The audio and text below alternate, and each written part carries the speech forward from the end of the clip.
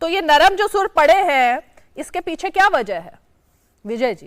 पहले तो मैं आपको ये स्पष्ट कर दूं कि कांग्रेस पार्टी ने कोई पहली बार प्रवक्ताओं को नहीं रोका है। समय समय पर इस तरह के निर्देश जारी किए जाते हैं।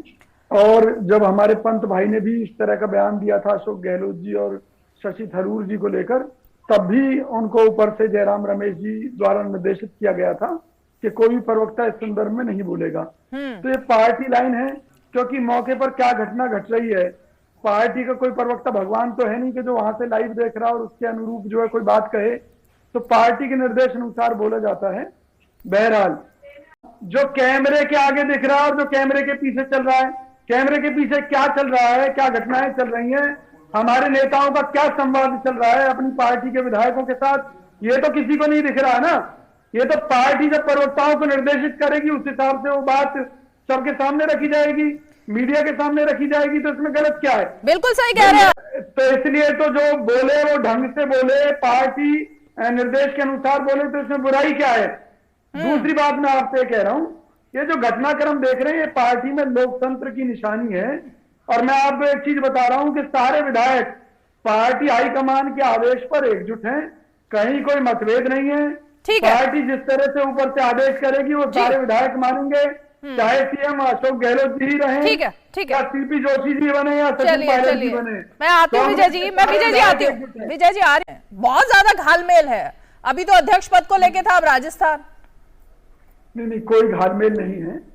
अशोक गहलोत जी को पार्टी हाईकमान ने कहा था कि आप भी चुनाव लड़िए, सीनियर लीडर हैं, तो उन्होंने मुख्यमंत्री पद को छोड़ने की बात कहकर और पार्टी अध्यक्ष पद का चुनाव लड़ने की तैयारी की थी। इसके अलावा दिग्विजय सिंह जी ने भी अपनी इच्छा जाहिर की थी कि वो लड़ना चाहते हैं। इसके अलावा शशि थरूर जी सोनिया गांधी जी से मिले, उन्होंने भी इच्छा जताई। तो सोनिया गांधी जी ने सभी से कहा कि जो भी लड़ना चाहता है उनके लिए दरवाजे खुले हैं, फॉर्म लें, भरें और चुनाव लड़ें। इसके लिए जो हमारी जो चुनावी प्रक्रिया है वो शुरू हो चुकी है। प्रत्येक प्रदेश के कार्यालय में जो है जो सूची है डेलीगेट्स वगैरह की वो सब भेज दी गई हैं, उन्हें कोई भी देख सकता है। पूरी पारदर्शी प्रक्रिया जो है हमारे यहाँ अपनाई गई है। एक दिन के लिए जरूर ये प्रक्रिया बाधित हुई थी कि जब हमारे जो मिस्त्री जी हैं, जो कि चेयरमैन हैं इलेक्शन कमीशन, हमारे इसके संगठन के प्रभारी हैं, तो उनकी बीमारी के कारण, उनकी तबीयत खराब होने के कारण। ठीक है विजय जी, नहीं वो तो बात सबको, वो तो पब्लिक डोमेन में है, लेकिन आप जिस आसानी से बता रहे हैं, इतने ऑप्टिमिस्टिक हो कि आप जो पार्टी की तरफ से बात कर रहे हैं कि पार्टी के समर्थन में, ये बताइए अब अशोक गहलोत पर्चा भरेंगे या नहीं भरेंगे? ऐसी कुछ सूचनाएं मिली? क्योंकि आप जो कह रहे हैं पर्दे के पीछे क्या चल रहा है। मुझे तो ये जानकारी है कि अशोक गहलोत जी चुनाव लड़ेंगे, निश्चित तौर पर लड़ेंगे। और बाकी तो उसके अलावा जो दूसरे कैंडिडेट आने हैं वो क्या आधार पर तय होगा कि भी अध्यक्ष कौन बनेगा।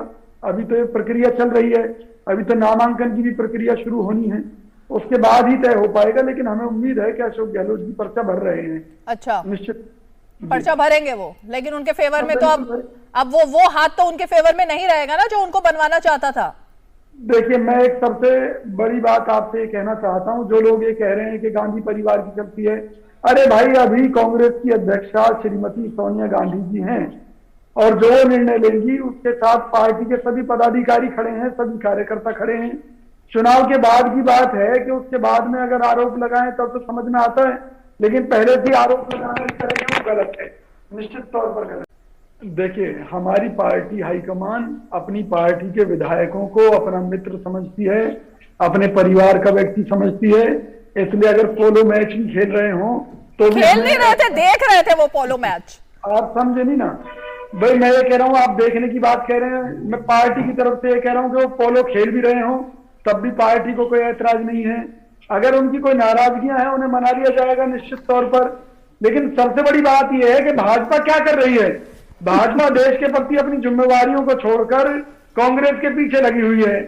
कांग्रेस क्या कर रही है, हमारे नेता क्या कर रहे हैं, क्या खा रहे हैं, क्या पी रहे हैं, क्या पहन रहे हैं।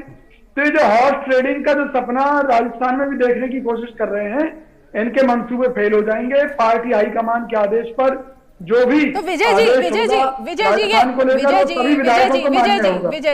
जी अशोक गहलोत क्या बीजेपी का प्लांट है आपकी पार्टी में? नहीं, बिल्कुल नहीं है। फिर बिल्कुल नहीं। तो बीजेपी ने क्या किया इस गेम में पूरे? नहीं, बीजेपी हमारे कुछ विधायकों से संपर्क करने की कोशिश कर रही है, जैसा कि आप खुद कह रहे हैं कि भी कुछ विधायक पार्टी हाईकमान के निर्णय के खिलाफ हैं, तो उन विधायकों को तोड़ने की, जोड़ तोड़ करने की कोशिश कर रही है। हमारे पास सूचनाएं हैं, लेकिन इनके मंसूबे सफल नहीं होंगे। धनंजय जी, मैं एक मिनट धनंजय जी, ऐसा कुछ हो रहा है क्या राजस्थान में? रीमा जी, कहने को कुछ भी कहते रहे, कांग्रेस का उस बदहवासी के दौर से पूछिए, क्या महाराष्ट्र में इन्होंने ऐसा किया था, नहीं किया था? उस बदहवासी के दौर में कांग्रेस की बात को क्या कहा जाए, जब इनके सरबराह जो इनके पश्चिम बंगाल में आप लोगों ने यही सब किया था, नहीं किया था? लेकिन आपका ट्रैक रिकॉर्ड है हर राज्य का। ये लोग कुछ भी कह सकते हैं। हताशा और निराशा के स्वर में जो भी कुछ कहे कांग्रेस, इसमें क्या कहा जा सकता है कि घोर हताशा और निराशा के जिस माहौल से कांग्रेस गुजर रही है, हताश तो बीजेपी है, गुजर रहा है। हताश भाजपा है, कांग्रेस नहीं है।